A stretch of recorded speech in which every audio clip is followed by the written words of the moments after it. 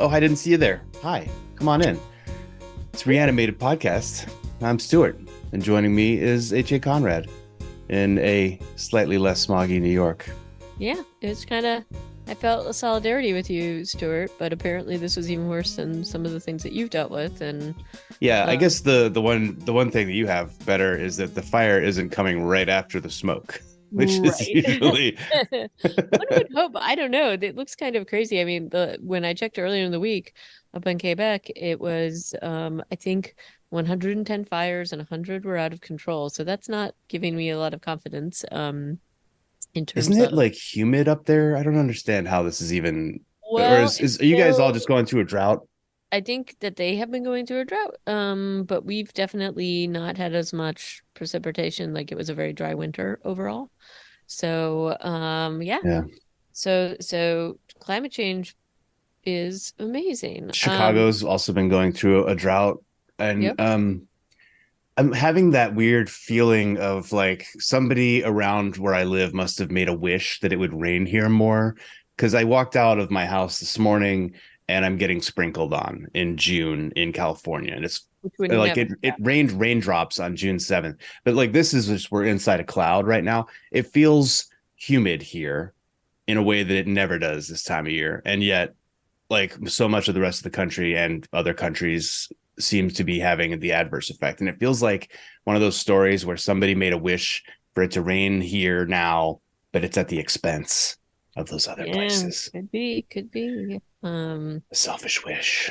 Yeah. I will say like the air quality, it was like you could definitely feel it. I was masking as were most New Yorkers, but it was especially on Wednesday and Thursday, it was the worst. And it It's was one of really, those funny masking effects too, where everybody's masked outside and then they come inside, they take off their masks. yeah, I know. And it was, I mean, so I always wear my mask on the trains and not necessarily just because of the COVID issue or the, flu issue or whatever, but mainly because they did sort of a air quality report about the subways that is concerning. So I tend to wear my mask in the subways. Okay. Um, there were certain stations, I guess, that were like way, way above helpful levels and of like air pollution, basically. And helpfully, they also did not say which subway station. So I just figured, as a general rule, it was probably a good idea. So I have been masking continuously. So I had enough on hand to deal with it. But normally, you come up from the subway and you like rip the mask when you get outside because it's just so restricting. And I had to kind of force myself to keep it on. But Yeah. you know, it was definitely a weird couple days, and I mean you could feel it. And so in terms of breathing and difficulty breathing and things like that. So I'm glad it only lasted a couple days. Unfortunately, our friends down in DC and other places are now getting it, but not quite as it's definitely not at the levels that it was. For comparison, I think it's like some hundred something down in DC today, and Yeah. My at kids the played height soccer in that level of AQI before. at the height, I think the AQI was, I think it was like almost 450. I could be wrong about that, but it was in the 400s apps and like 484 is what I'm seeing at the worst, which is I've never seen. pretty crazy, right? Yeah. So and it tops out at 500, so that's not helpful or it's like really concerning. That's probably So like London during Dickens time I levels know, of smog. maybe. Anyway, so that was my week. That was your little end of the world sneak Yep. peek. Yep. But today it was like 21, so definitely dropped down to the levels. But that being said, I mean, if the because the fires are still continuing, so if anything happens, it could shift and the same thing could happen. So hopefully it doesn't, but definitely terrifying. So, you know. But Super, super I think bad. it sets us up to talk about well, and you're feeling better, so that's good news. After Yeah, I after a journey Paxlovid through. Paxlovid successfully burned the COVID out of me, but Mm. left a bit of a hollow husk in its place for a couple of days. But I'm building back better. Are you feeling still fatigued? I would imagine. Not yeah, like yeah, definitely over the last few days it's been a lot. And school just got out for summer and so kids have a lot of energy, man. Yeah, man. you know, so I'm trying to keep up. Just trying to keep up. Yeah. Well, I'm glad you're feeling better. And like we're set up to talk about the next couple episodes of Silo. And before we get to that, there was a trailer for the remake of One Cut of the Dead. And I, what are your thoughts on this? So This this is was I saw this in a Polygon article. Polygon tends to be a pretty thoughtful platform for news about games and film. And they were saying like, this movie's good. It deserves to have an audience, but it's going to have a hard time just because of the saturation of the market. mm, Which I'm starting to wonder if that's really true. Maybe it was saturated, and that's why there's now a lull in content, but it doesn't feel saturated at the moment.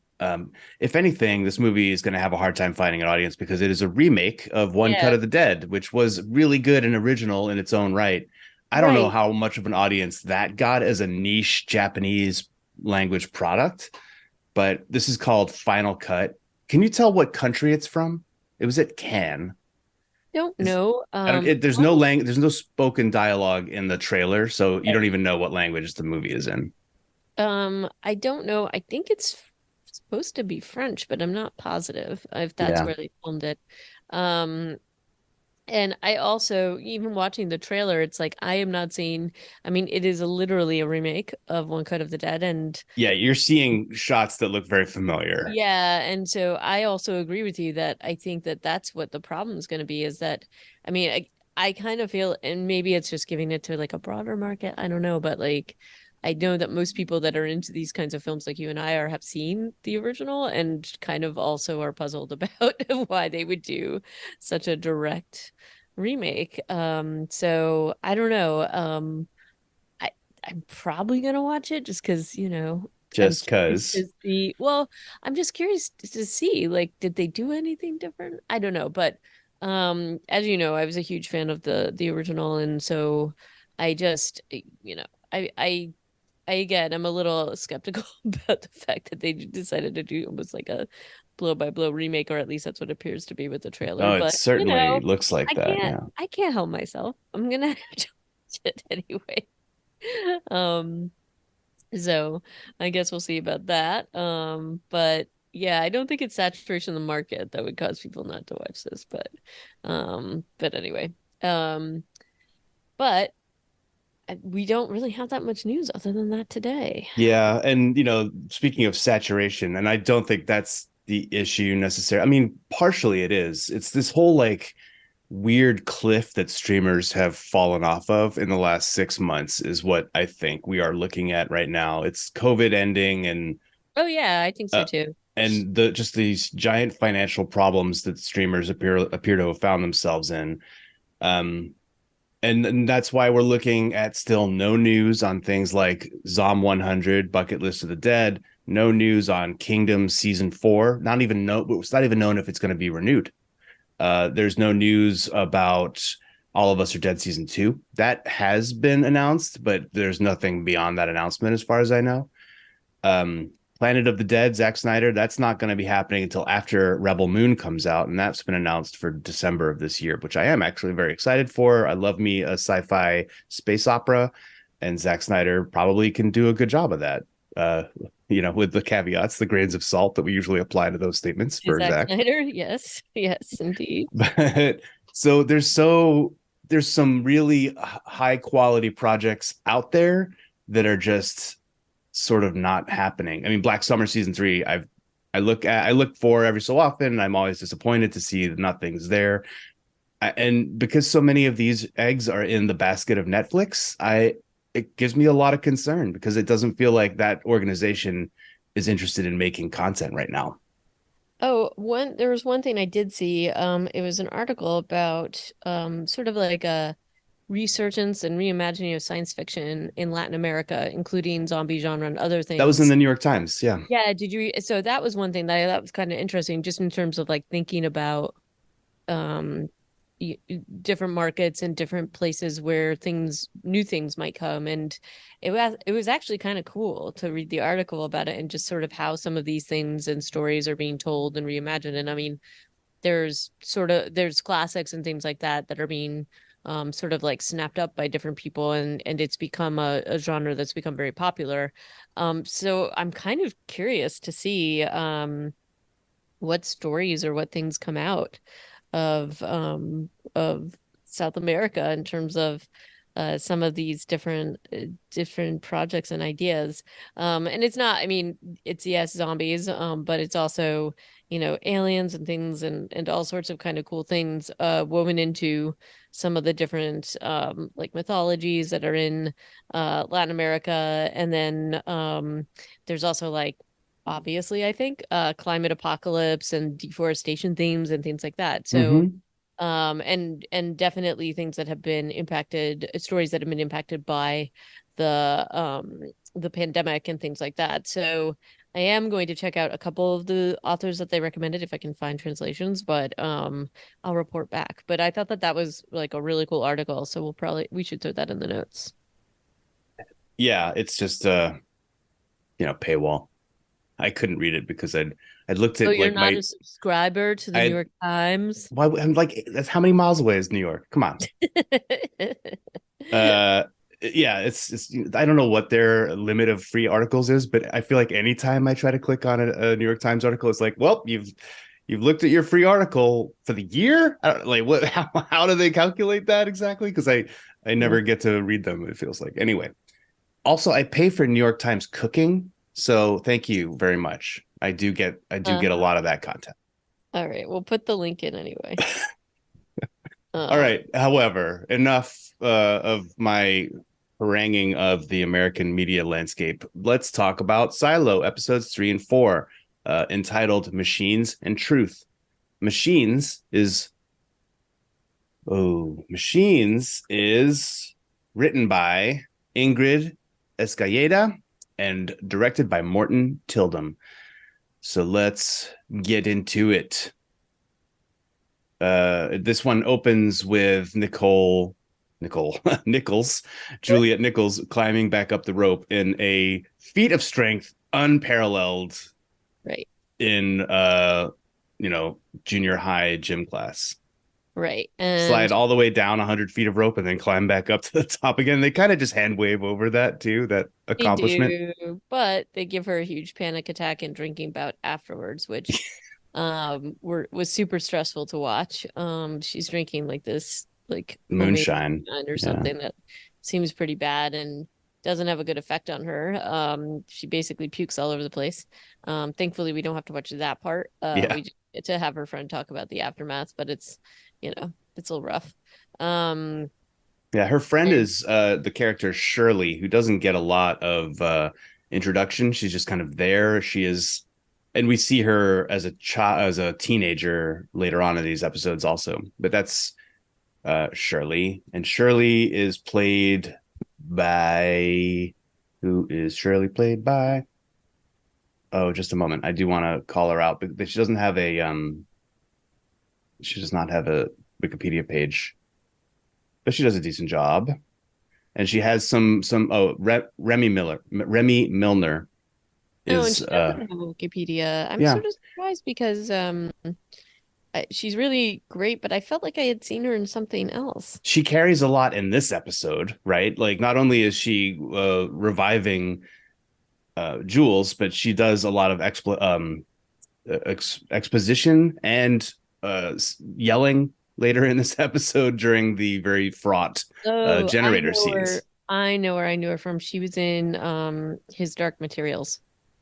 Oh yeah, I haven't seen that in a long time. Yep. So I knew she was in some. That's what I'm recognizing her. American or English? I think is she? If she's definitely English. Okay. She. I mean, with this cast, that is unsurprising since so many of them are an English actor born in London Yeah. doing an American accent for this show. Yeah. So, I like how she's kind of there and she's definitely got an active role in this particular episode in Yeah. some really amazing ways. And then when we see the flashback, I like how there isn't all that much that you see between them, but they show a lot between these two just by like the flashback and by what happens to them in this episode or their interactions in this episode. I thought that was kind of cool. Yeah. And it's also you learn some things about Nichols at this point, which is like she doesn't really drink, so this is like kind of a shocking thing for Shirley to have found her in this state. Um, and then it's even like more fraught because things are happening with Yeah. the generator and the She picked rotor. the wrong day to be hung over. Really picked the wrong day to be run over, and just I really kind of loved this whole sequence where she's really like barely able to get out of her bunk, but then had kind of has to force herself to, and not only forces herself to, but has to like basically go and save the day again. And then this is like a constant thing. And and she's like a destructive character. Like she's self-destructive, but also destructive to a lot of people around her. So Cooper, who's her little like shadow apprentice guy, because she hasn't been around, was told to go and try to fix this massive problem. And this is the thing that she keeps patching up. Like you keep hearing this horrible noise, like, and this is the whole this is the whole thing that's powering the whole silo. So this is not minor. And I really kind of liked the contrast between sort of the beginning when she's, hanging down the rope in that well or whatever it is, and you see all the massive equipment around her, things that are defunct, things that are not working anymore, and then knowing that she's responsible for keeping this whole silo going. And so, knowing that it's possible for things to stop working and that they, can be defunct and things like that. I don't know. I just kind of liked that idea that they're kind of putting that into the audience's head. That if this thing does fail, we're talking about, and they talk about this, and certain people talk about this, but if this whole thing does fail, they're talking about the basically complete destruction of this whole little society. Well, they actually don't even talk about it as destruction. They talk about it as living off the backup generator in the dark for the rest of time. But Right. all of But their farming levels seem to rely on light.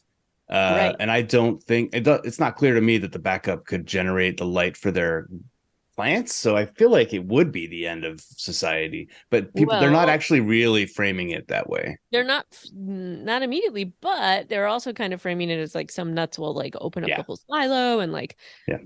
let all the poison air in, like that. It's not just the lack of power and stuff, and it probably wouldn't be the lack of power that would kill them more quickly. It's probably the panic that would set in. And without light, we know how people are really awesome. So um I think so anyway, I thought how they set this whole up and the tension up and the stakes were really high. Yeah. The Uh, fact that this I thought that that was pretty cool. It is cool. As a meta commentary on this episode, I think it's a real design oversight by the founders to have made a generator that you can't shut down for repairs. Like, Well, we don't know what kind of a situation they were in. So sure, we don't yeah, but I feel like they thought about so many other things. Like this society has been painstakingly created, that well, they would have had a way to be like, all right, what if there's a problem with the turbine and we have to get in there and fix it? There better be a way to shut it down for more than 25 minutes. Like I feel like that's well, just a simple thing. I think it could be a simple thing, but there's also not I think not in this episode, but in the next episode they talk about things that have been forgotten. And I think that there's just a lot of loss of like history. Maybe there was a failsafe and they don't know about it. Hmm.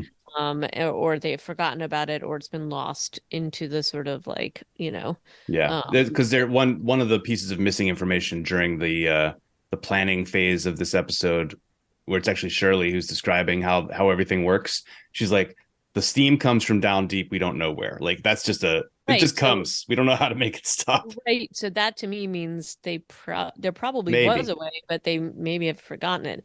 And, and this is also an interesting commentary because judicial spends all this time trying to stop people from asking questions. And then you lose, knowledge in that way. you definitely get the So sense though that judicial, if they were to see what was going on in the generator room, like this is an existential threat to the silo, but most people don't even perceive it that way. Like later on, and I know I'm like skipping ahead a little bit, but Bernard is just mad that the power got turned off. Like that was an inconvenience for him. Maybe it was even more than an inconvenience. Maybe it actually hurt IT in some way. But like he has no concept of how close they came to an actual like destruction event. And you get Well, to, I think again, the judicial that's would be in the same yeah, but camp. that's again why the mayor, was in her position. And Yeah. I like, again, Bernard is making more and more of a showing in these episodes, so you learn a Mm-hmm. lot more about him, and I think there's a lot more there that we will learn about. We Um, shall. It's um, just it's interesting knowing some of the meta plot, AJ, that we know from having read the books right. that that Bernard and Judicial still seem kind of ignorant, but I guess it's not that surprising. Yeah. Okay, but back to what's going on.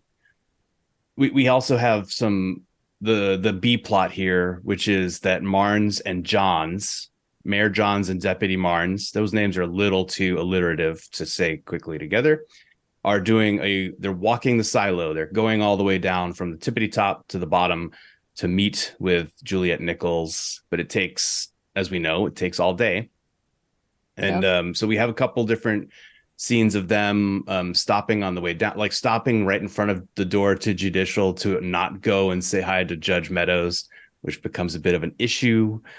They do stop in and talk to Bernard, which is cordial, but also a little tense. Yeah. Um, but some of these scenes are doing a lot of work in elaborating on the political intrigue and web of that kind of power dynamic in the silo, because of all the power that they've ascribed to Judicial already, the fear, and that relationship between the sheriffs and and Judicial's enforcers and how that works. It's it's very interesting that John's, and it is her doing this, is just like kind of playing people and making her moves. And I thought it was pretty cool to see her do her thing.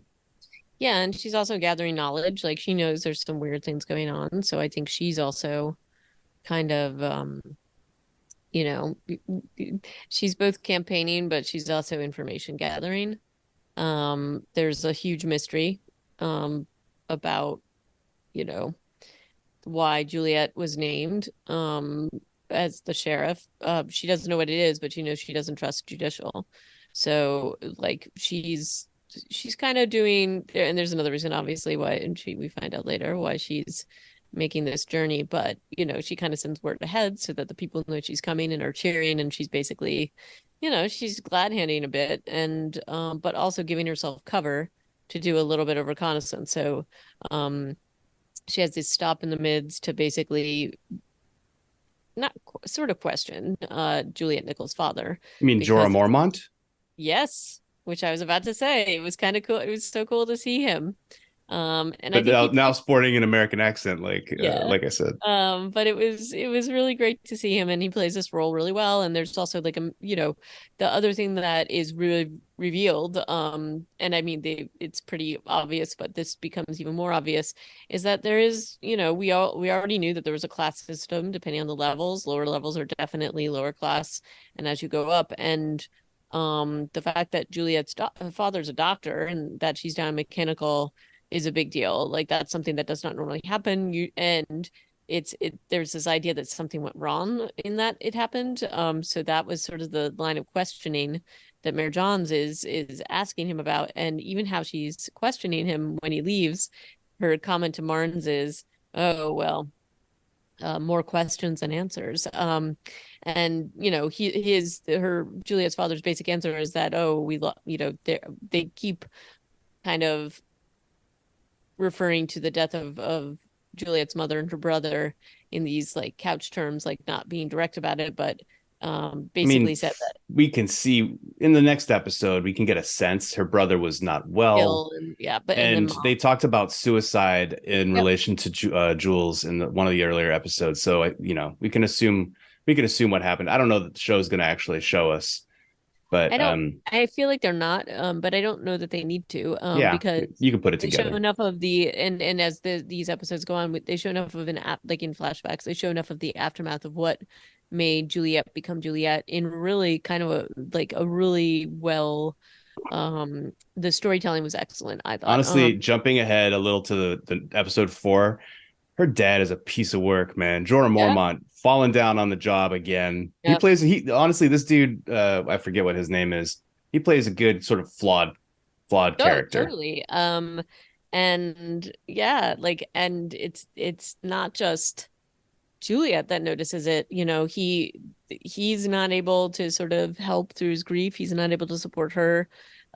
She's basically kind of left to her own devices, and even to the point, and again, we learn how things happen in the silo, which is that I liked the how they tied this together, but you're supposed to bring any materials for somebody that's died that they can't use anymore. You're supposed to bring it to recycling so other people in the silo can use it.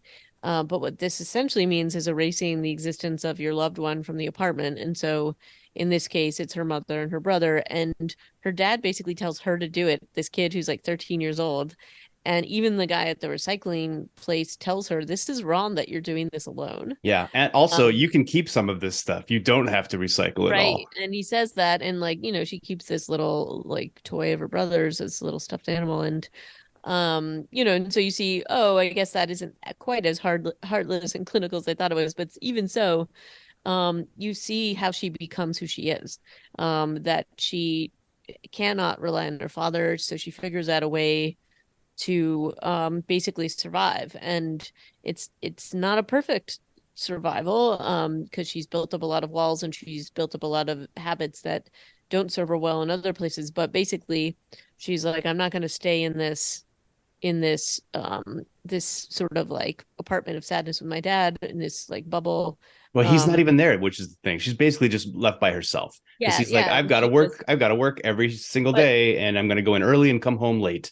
yep. And So yeah, she comes up with her own plan, and she basically forges a note from him and apprentices herself to mechanical. You get the sense that her mother had some kind of connection yeah, with mechanical because because Walker knew yep, her. yep. Yeah, And then Walker's, and it also gives you a lot of information about Walker. Walker's never left her little workshop, and but knew Juliet's mother. And it's not exactly an easy entry because Walker questions it and then figures out obviously that's a forged letter. But ultimately Juliet is apprenticed down there and meets Shirley, and also finds out, like, again, it gives you like these sort of insights into the class system, into the different jobs in the silo. So there's some contradictions because you hear, oh, everybody is supporting the survival of the silo, but some jobs are better than others. And also, if people have been doing wrong, then they're tasked to this weird recycling thing, that this duty. And yeah. and Walker even kind of makes Juliet do this just to, like, I I think, think this just is the hazing. where kids start out. Yeah, Yeah. But even it's just seeing, interesting too that her first assignment is being Knox's shadow, which she is in the current yep. timeline also, which is kind of interesting. So that was cool seeing a young Knox and that they've known each other that long. Yeah. And also seeing some of the workings of the silos. So the recycling stuff has a schedule. Every single level has their own timing. They send down a lot of stuff that can be fixed. There's things that you bring to Walker. Walker has like a list of things that she wants. So there's all sorts of information, and I think that the storytelling was really tight on this.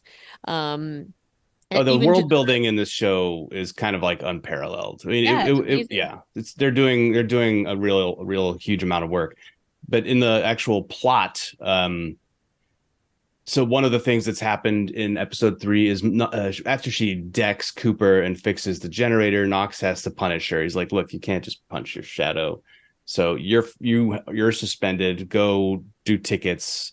She goes into Walker's repair shop workshop and then kind of blows up at her too because she's really bad at talking about her feelings. Um, Right, but ultimately, even her punishment is kind of short-lived because yeah, because she ends up she having to storms rescue out. She has to rescue the silo again because But like that's this. after she's already walked out of her punishment. Like I she's not know. even in there for like 5 minutes because she's Yeah. giving Walker a hard time for being a recluse and saying, "I why am I even listening to you?" and stuff. And so Yeah. we're learning. We haven't really figured out why Walker is a recluse, other than she was married. We learned that actually in this episode. Yep. When Mayor Johns goes to Walker for getting the juice about Jules. So Walker is like a not very well hidden secret leader of mechanical. It seems like it's obviously Jules goes to her. Jules knows to write a forged letter to Walker Mm-hmm. in her workshop when she's 13. So maybe it's not even like a badly hidden secret. Maybe it's just like Walker is clearly the leader of mechanical when it feels But like she it's also knew probably her Knox. mom, so maybe she heard about it from her mom. It's hard to know all I of guess that, so. but yeah. Yeah.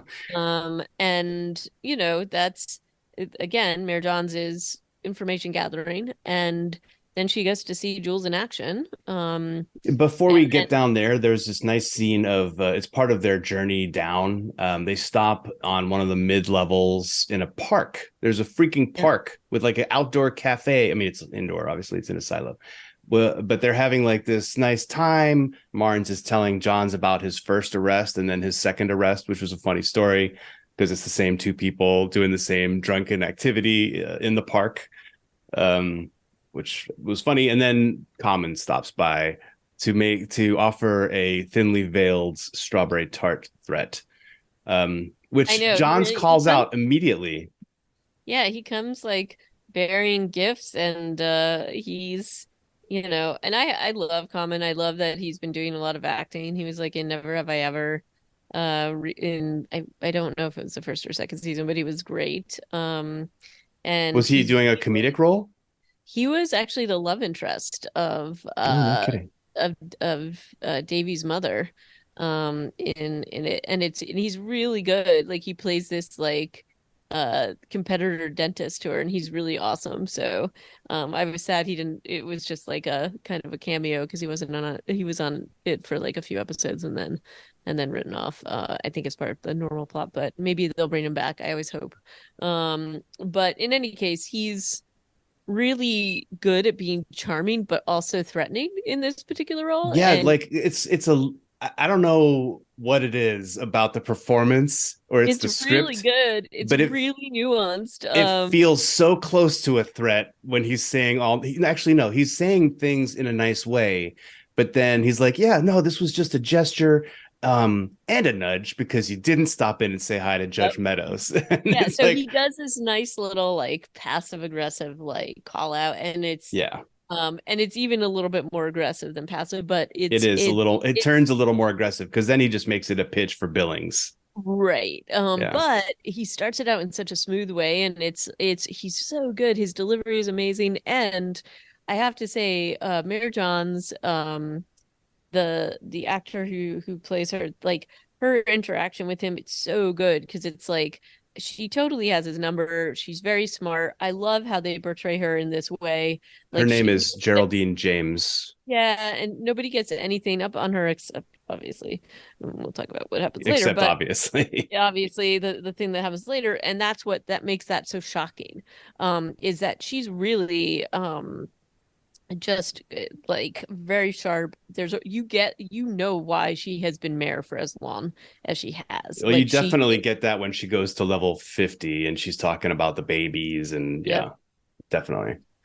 But this interaction, it's like, and then she makes some comment that much sugar is bad for your heart, or like whatever it is, and Uh-huh. it's really kind of just a really great interaction between the two of them, and illustrates the tension with judicial so extraordinarily well. So I just thought that that was just an excellent, again, just great at building up the tension between judicial and Mayor Johns and the sheriff's office, and also seeing why she's so resistant to putting the person that they have named as the person that they want as the sheriff. You can see why she's fighting that, because it doesn't feel like it is for the good of the silo. It feels like there's some nefarious background things happening. So and she just shows her strength. She's like, yeah, okay. take your tart back, just eat it yourself. And she's just like, and I'll continue down the stairs on my merry way. And so I thought that that was such a great scene between the two of them. Yeah, Uh, I did like that scene a lot. Also, just felt that it's great that there's this like space in the silo that doesn't feel claustrophobic. It almost feels nice, like it feels like an outdoor cafe. Obviously, it's not, but the feeling of it was really good. Um, so yeah, as you said, they basically arrive in the control room as Jules has run in there because the whole thing starts shaking again, and they're just standing there with Knox. Knox is played by this guy. What's his name? Oh, Shane McRae. oh yeah, He's one of the rare American right. actors on the show. He's pretty good. He was in a really good show that came out in the last year called Alaska Daily, which if you haven't seen, you should check it out. It's if you're into journalism or have been a journalist, it really hits you as one of those shows that is well researched. And so he was just on our TV not long ago, and now we're watching him again. So my wife and I are enjoying his turn here as a very different sort of Yeah. character. And he's Uh, great because it's like, it's kind of funny because yeah, Jules shadows him, but she clearly is a little bit more like he's in charge and he understands certain things, but he is not willing to sort of put certain things on the line. And so the big thing that they mhm. keep talking about is the fact that they need to shut this thing down to fix it. It's going to go off the rails. And it's sort of like, and she keeps saying things to him like it's better if it's on our schedule versus us trying to do an unfixable crisis because it's getting to that point. And they both, have this knowledge because she says the sound of the vibration is changing. He's like, you're right. And then they do this fantastic demonstration about what's going wrong. That if like one of the blades is nicked and, and she does this whole, did you think it was like a deliberate Inception, like homage with when they use the little top spin Oh to no, I did not make that connection, but I haven't. uh, I'm not. Yeah, it is similar. but anyway, and not only that, but they show the audience why this is so important to fix and why it would be logical to do a like scheduled shutdown. There's a lot of complications with that because obviously if power goes out, the confidence of the population is it's not the best and people might be aggressive or scared or take advantage of the fact that the power is out. And then there's also this underlying fear that the power might not come back on again. So there's a huge risk in doing this. And then they even build the stakes higher on this, which is that they're like, oh, we'll shut down the power for what did they say, like 8 hours or 10 Yeah, hours? 8 hours. But really, they only have a half hour window to do this because they don't have enough knowledge of like the mechanism to do this safely because of the steam buildup. So they make this like incredibly urgent but also effective mechanism to get Jules to fix this underlying issue so that she doesn't have to worry about it when she goes to like be the sheriff. Can But we talk about that decision first yeah. before we get to the whole? I mean, it's the second half of this episode is the repair. It is like a really exciting Hmm. sequence, and I remember it being really good in the book too. Hmm. It's like the most exciting things, kind of in a way, that's happened in this show Yeah. so far, at least in terms of like high octane. Certainly is. But so Mayor Johns comes into mechanical and witnesses Juliet being sealed inside the generator. Hmm. Like after standing there with her hand on it, listening to it, she's like watching her. She's studying her. She sees her go inside the generator. She's like, "I'll be back," and that's when she goes and talks to Walker. When she comes back, as soon as she comes back from talking to Walker, and Juliet is standing in the control room, and she's just had this funny interaction with Marnes where she's like, "Am I under arrest or something?" And he just looks at her and goes, "Should you be?" Hmm. Which I thought was great because she's looking awkward. Like Rebecca Ferguson is doing a great job of playing this like socially awkward and yet super confident person. Is that, like she's quite an interesting character as Juliet Nichols, as played by Rebecca Ferguson. But so Johns walks into the room and says, "Okay, so Holston picked you to be the sheriff. Nobody wants you for this job except for him and me." she has come to this conclusion after talking to Juliet's dad and Bernard, who said she was a thief, Yep.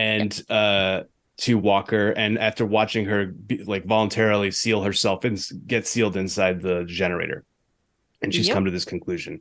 So we can assume, I think we can assume that it was whatever Walker told her, in addition to the other things. But I think like with more weight on what Walker has told her and the amount of confidence maybe that she has in Walker's opinion. What do you think? What persuaded her? Um, I think a few things. One, she gets the sense, I think her judgment or the questions that she has after she speaks to the dad, um, are more, you know, are probably, yes, I do think that the Walker interview, so to speak, was what brought her over the edge because then she gets all the information, most likely, about what actually happened and how Julia ended up down there and how, like, where she is and who she is as a person. And who she is as a person is a survivor. She doesn't, she does do things and puts herself at risk for the good of the silo, and Mayor Johns also does that, and that's who the sheriff should be. So I think just seeing these sort of testimonials to Juliet's character, despite the fact that she's got some rough edges, um, she trusts her, or she trusts her to do the right thing, and she watches her. She watches her put herself in danger, and you know, this is, and I think that that's what makes her trust her when she says that she needs to shut down the generator to make the repair. That is what helps her make the call, because she already witnessed this incredibly difficult but also courageous and terrifying thing. Aside from that, Juliet is very skilled, so she is very good at what she does. She gets the job done, but and we see this, and I wasn't sure if they were going to go with this, so I wasn't sure, like, when they get into the big action sequence about fixing the blade, it is not just her, it's a team effort, but she is definitely the catalyst, and she is the one, like, okay, I'm gonna have to leave this into somebody else's hands and go and help do this so that I can, so that they can finish the repair. And so that's like I just thought it was like an incredibly effective way. They don't do any sort of like out loud dialogue where the mayor's like, I trust you or whatever. They don't do anything like that. They just show you why, Yeah. which I thought was a pretty cool way of storytelling here. Yeah. Again, this is like some of the most successful, um like both world building but character building that I've seen in a series in a long time. So Johns hands her the badge, and she doesn't flip it over, of course, and then leaves. And because Juliet's like, hell no, I don't want to be sheriff. Mm-hmm. I'm needed here. My job is the most important job in the silo. So peace. And so Mayor John's like, all right, see you later. And then there's like a little bit of a chewing the fat scene with the our friends from Mechanical and Hank, because he's basically one of our friends from Mechanical, which is this funny thing where as the mayor and the chief deputy Marnes are walking out, Hank is sitting there like gambling with Yeah, with he's the always others. like this little dark character. He's awesome, is what he is. So he's in the room and he's like, hey, can I see the badge? And turns it over and is like, there's something carved in here. And I'm like, it's obviously, it says the word truth. I don't know why he would be like, what is this? There's I know, something. it's clear what it is. It's like so obviously And it's clear. not like it's tiny either. It's It's huge. Yeah. yeah. So I don't know. I thought they like wait to reveal what that engraving is until the very end of this episode. And I'm like, that's a little bit forced. You don't, I don't feel like it isn't, it's like a nice thing to not know what her motivation for changing her mind is until the end, I guess. But it's also like, if you were Billy, I mean, if you were Hank, H.A. Conrad, you were Deputy Conrad, you'd just be like, hey, it says truth right here. What does that mean to I you? know, right? Like, Or why do you think he wrote that in the back of his badge? And then, like, spoiler. yeah, But exactly. so, what happens after Hank says, oh, what is this? And she looks at it. She runs after the mayor and says, I'll take the job on one condition. And Marnes, of course, his reactions throughout this process have also been kind of priceless. He doesn't want her for the job. He thinks this has been like kind of a wild goose chase. Yep. But he has these like little asides like, oh, now there's a condition, and oh, hallelujah, you don't want the job, and things like this. And that's that, they'd have to do the shutdown. And it's like from her saying that, it goes very quickly into this next 30-minute sequence. This is a longish episode. It's like an hour plus. And so we've already been through, it feels like, a lot with this whole waking up hungover and interactions with Walker and the walk down the silo. And then we go into this 30 minutes of like consistent action in the repair of the generator. Right. And I do agree with you that they show how much of a catalyst, that's I think the correct term for her, Mm-hmm. in this sequence. And I do think one of the things that they're doing this for story reasons, putting her in that steam room to almost drown. In practice, they'd already gotten her up on the side of the machine. They're not going to like take the time to bring her back down so that she can go in there.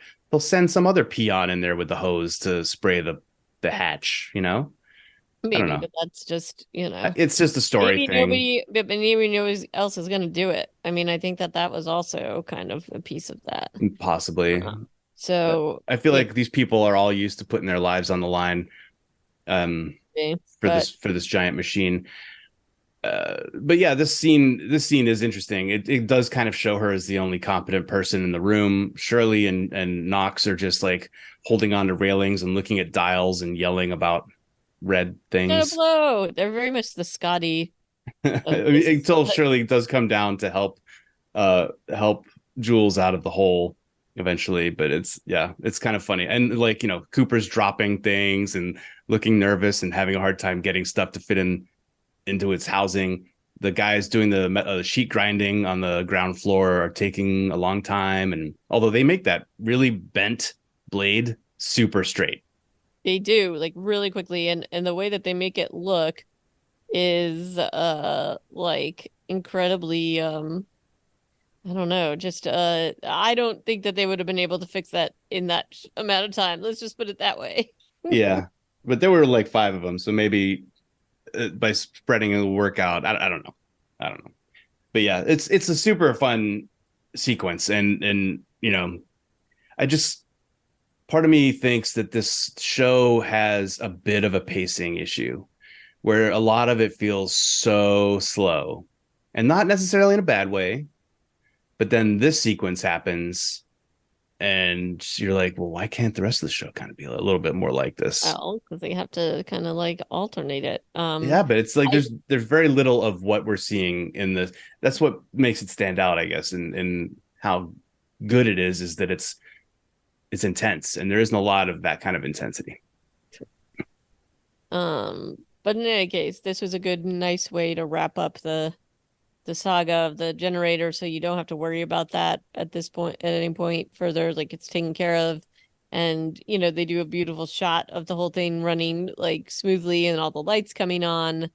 But the other thing that happens when the lights go off, like when they do the shutdown in the cafeteria Yeah, on yeah. one of the levels, like basically there's a glitch in the outside thing, and you see basically what Holston had seen through his visor, which is like beautiful sunlit things. And some of the people have seen it too. So I They feel you don't know. Nobody says anything, but they're looking at there's a each other. moment. Yeah. So anyway, so that I feel like we're gonna come back to later. Oh yeah. Um, and then the end of this episode is, with we've got Juliet semi-triumphantly like agreeing to go up to the level, but we also have the sort of outro with Johns and Yeah, and before she leaves, she gives Walker the camcorder looking thing from George's relic stash and mhm. asks her to like figure it out. I feel like that's gonna probably come back into play later. Yep. And stop. Yeah, and Jules and Bernard stops Mir Johns on her way back up the silo to yell at her about turning off the power and making Jules the sheriff, Yep. who is not his choice. Um, and then shortly thereafter, Mayor Johns and Marnes are about to enjoy like I don't know, their first real date night because they've just admitted to each other that they both want to retire and have a relationship with one another. And then she's dead. Yep. Boom. But I also, again, this is more of the great acting and storytelling they do.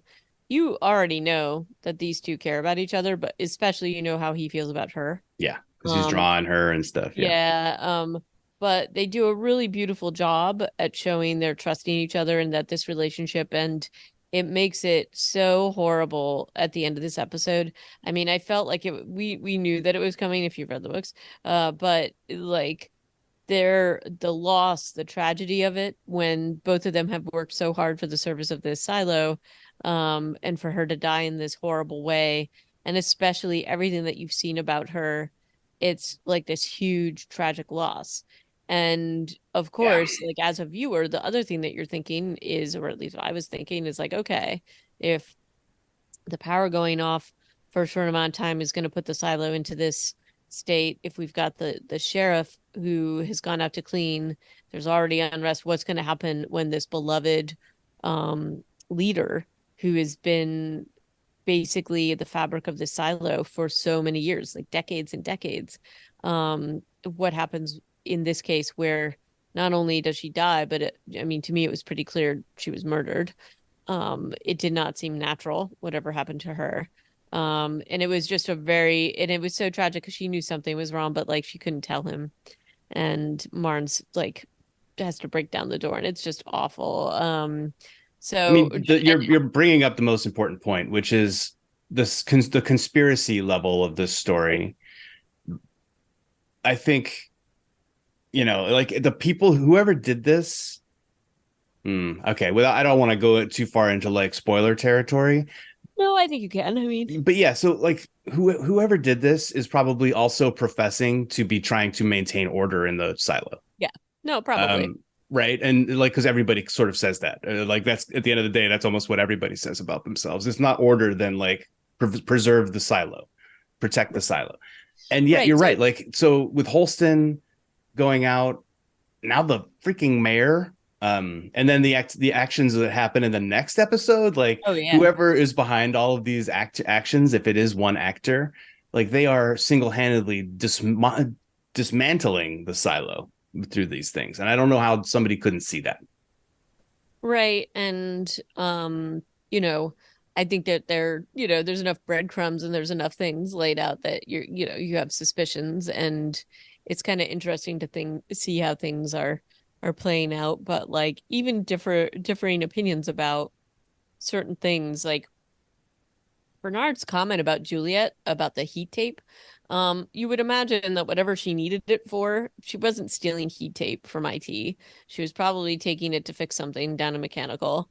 But he is really focused on this. He brings it up a bunch of times. And Yeah. so you can see that he has a very like specific moral compass about right and wrong. And again, it makes sort of his actions as we in this episode more interesting. Um, but this, you know it's not just like, this is not simple, and they set it up in a really interesting way, and then it suddenly the show becomes a murder mystery, and that's kind of the thing with the books too. It's really just an interesting way of telling a story in this world that you didn't expect, I guess. So with conspiracies and whatnot. So ready to hop into the next episode? The next one being named Truth, um which is an interesting name for this one. uh it's it's basically the story of Jules's, well, not only the story, but it begins with the first day of Jules being sheriff, Yeah. which is kind of hilarious because she's not even like halfway up. I feel like she's outside medical. Yep. Isn't, I don't know what level medical's on. I feel like it's around In the 50. mids. They keep talking about the mids, so I think And it's the mid. when a messenger comes and finds her and is like, there's been an accident, and she has to like probably haul ass. This is also like the A plot. The B plot is all those flashbacks to her as a child, which we've already kind of gone through. So maybe we don't need to talk about those anymore. But the the next thing you know, she's up in the mayor's office, and she kind of silently enters the room as Marnes is losing his mind talking to Common Sims and Mhm. Bernard Tim Robbins. What an amazing bunch of people they put in this room Yeah, I together. know, right? What a Uh, cast. yeah. Um, and it's a pretty rough first day for Juliet, because basically she walks in, the mayor's murdered, Marnes is losing his mind. Uh, Bernard is weirdly like almost too calm. And his biggest concern is basically covering this up so there's no panic. So you can kind of see like where that might be okay. And he is mayor pro tem, which should immediately raise some suspicions. Well, I Um, think he's like the Speaker of the House in this yep, case, right? yep. Yeah. So the Um, fact that he's mayor pro tem is just policy. But yes, also, who stood to gain from Mayor John's being killed? I wonder. Yeah, and he makes comments in he keeps making comments about, oh, God willing, this will only be like a few months until there's a new election. And Hmm. he kind of tried to like say he doesn't want it, but you feel like he wants it. He's especially interested in Mayor John's alcohol collection and wants to drink a lot of it. Given the poisoning, I don't think it's surprising that nobody wants to drink out of those bottles, but the fact that he is, for me, felt like, oh, well, he knows these aren't poisoned. So I just felt like that was like a subtle signaling there. And so he basically is like, well, we're gonna like we'll get you sworn in as the new sheriff, and then we have to investigate the death and all sorts of things. In the meantime, um Well, Sims has yep, given Marnes a list of suspects. yep, Uh, like giving this guy, he just broke a chair yeah. in rage in front of you, and you're like, here you go. Here's a list of people who might have done it. Like they're clearly throwing gasoline on the fire, Mm-hmm. which is funny here too. Um, like this episode, I feel like not a whole ton of stuff really happens in this episode. There's plenty of conversations, there's plenty of interactions, but you could boil it right down in a way to a lot of character development. But then Sims asks Marnes one more time to put Billings in as sheriff, and then Marnes is dead. Yep. And Martin's answer is no. And then you're like, okay, well, that has to be connected. I Um, mean, and Marnes is also like, oh, she's gonna fail on his own. And actually he does a pretty good job at the logic of telling her that um telling Sims why she should, stay because it would be better so that she fails on her own, that it isn't like she's pushed out, that it doesn't cause more drama. And it's better just from a like public relations point of view. I thought it mhm. was a pretty slick line of reasoning. But apparently Sims didn't feel that way. He just wants to hear what he wants to hear. Yeah. We And then I also go ahead. Oh, I was gonna say, and also Juliet's contending with there's a lot going on just sort of in her first days. Like, keep in mind, she's from the way down below. We saw what her quarters were. She gets ushered into Holston's apartments, the sheriff's apartments. She's also got her own ulterior motives, but the people in his office like are really hostile towards her, especially the It's Sandy. Andy, the It's, secretary, which that's a you know delicious sort of hostility. yes, it's really awesome. And It she's a great starts, actor. yeah, it starts like, here are your keys. This is for this. This is for this. Give me your measurements. I can get you a uniform by tomorrow. If you bleed in it, you'll be wearing it for a week. I, And I can then only get you one Jules now. asks one question, like, is there anything I can eat now? And she's like, well, I stocked a fridge in your apartment, but I don't know what you people eat down there. So, Yeah, like and it's then it's really on. And then it's just like, and Jules doesn't even hesitate. And she's like, babies. It's, it just gets, it goes places. And I rather yeah. enjoyed it. It was really good.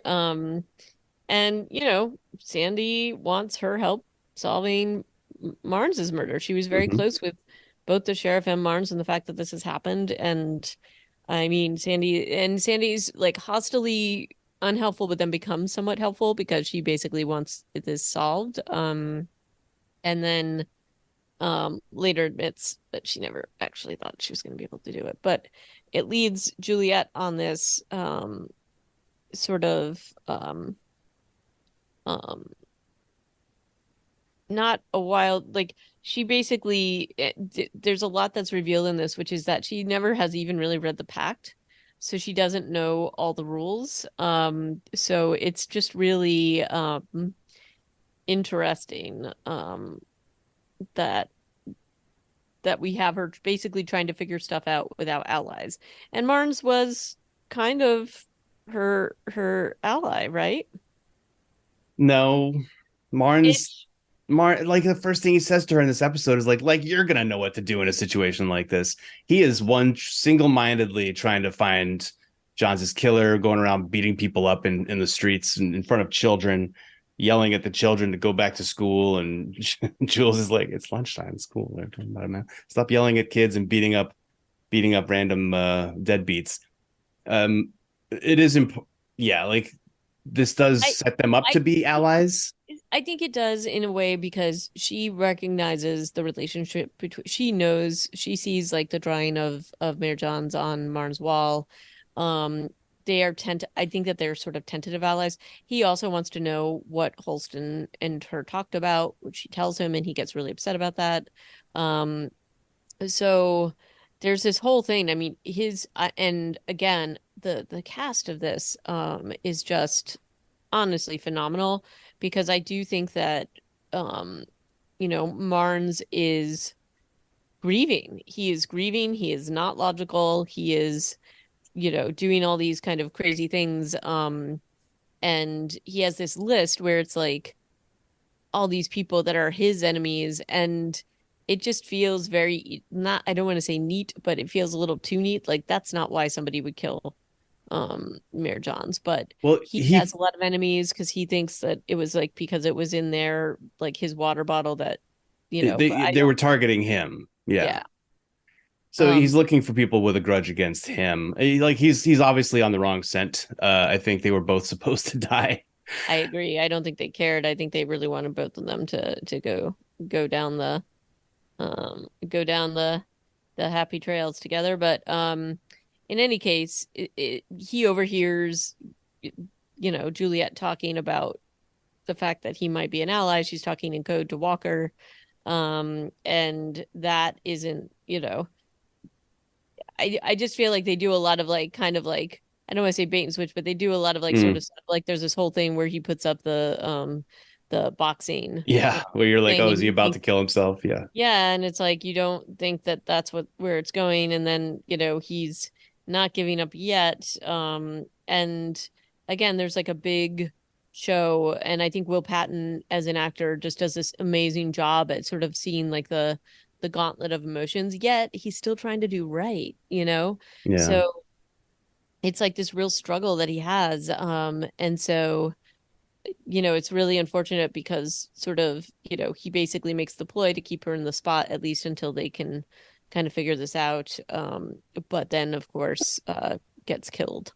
Um, and in the meantime, Juliet also finds Holston's file, like just set up in this almost in the same way that George had left the like bag for her in the weird. definitely there's a parallel there. Yeah. And after her complaining to Walker on her way out of mechanical, like that George had left all these clues and she just couldn't figure it out. Uh, you get the sense that her finding this from Holston is going to give her a lot of like a sense of accomplishment that she'd been missing in Right. the from George's clues. Um, we also had the scene of this character comes back, which is why I'm just going to mention him. It doesn't feel like a really impactful scene, but when she and Marnes together go to talk to this guy Patrick Kennedy, Yeah. that is the actor Rick Gomez, recognizable for fans of Band of Brothers. He played Lutz, and so you feel like when you see an actor like of that caliber playing a maybe a Yeah, I throwaway knew something he would be a little bit more important, I thought, yeah, a because throwaway man on the street. He's the one who breaks Marnes's nose. When Marnes is like punching his heavy bag, and Sims comes over and once again has that pitches Billings, and Marnes kind of puts it aside. And though it seems like a collegial sort of visit, you never know with Sims. I feel like just never know. yeah. One other So character who we've met in this episode, a Walking Dead alumnus, Avi Nash, played by Avi Nash, is this character Lucas, who mhm. has a very awkward interaction with Jules in the cafeteria. What do you what's your immediate gut instinct? What are they doing with this character? What's he there to do?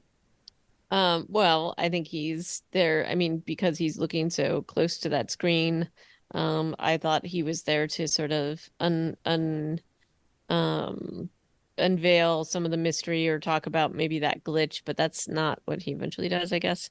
But in any case, there's definitely a little bit of a weird spark between those two too. So I You thought don't they just were trot out a no, I thought they handsome were a handsome man like yeah, Avi Nash and and he is a very handsome actor.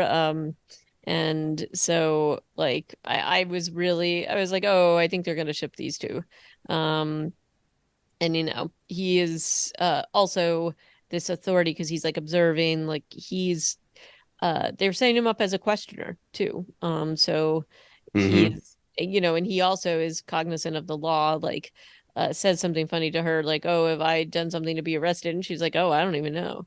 So she's quite honest with him and brash with him from the get-go, but But also uh, dismissive and just walks yeah, away as soon as she can because she's yep, doing that cool, socially awkward, yep, mega confident, powerful person thing that Jules is a lovely dichotomy that way. yeah. And once again, Um, you don't trot out an actor like this without them they're gonna have a significant something you later would on. you would So think, although you know what, they've been bringing out all these actors and then killing them off really fast, so true. it's So I mean that's possible as well. So yeah. yeah, Um, but so that I think kind of wraps up this whole thing with the yeah. and I would also say they did show the attacker You show his of face, but you've never seen this guy before as an audience no, member, but I so think the point is that it's not Patrick Kennedy it's not who Patrick Kennedy. It is a man in black. yep. Um, and honestly, at the end of this episode, Marnes is alive. They're just looking at each other, but he's been beaten and he's sitting there at gunpoint. So, Yeah, well, yeah. So, but but that is the end of episode 4. Truth. It's kind of a slow-ish episode, I would say. It's like for me, the first time I watched these, it was gripping. I'm loving the story. I just think because I'm watching these twice, mhm. they don't always have the same sort of appeal the second time. So I don't know. that's kind of First my I response. could see that, but I think first time around they do the job. So Yeah, and I think that the puzzle pieces and the murder mystery, they do a really good job at teasing that out, but not in a the writing is really well done. The scripts are well done, the editing is amazing, and the timing of the flashbacks is really good. So I'm just so impressed with the show so far and can't wait to talk about the next couple episodes with you. totally. Super totally. Well, okay, yeah. Hopefully, y'all can join us again next time we talk about episodes 5 and 6 of Silo. But you can, in the meantime, email us at reanimatedpodcast@gmail.com. And we're on Twitter at reanimatedpcast. And all of our episodes are online at reanimated.podbean.com. HA Conrad, any pearls of wisdom as we leave? No pearls of wisdom, but hope the air is clear for everybody in the next week or so. And until next time, ciao. Alrighty. Cheerio.